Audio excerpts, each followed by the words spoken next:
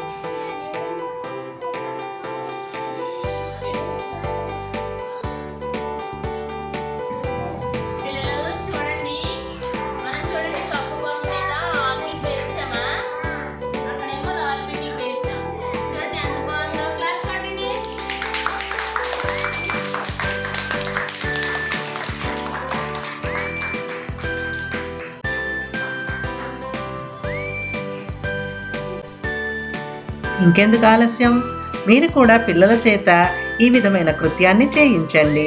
Thank you.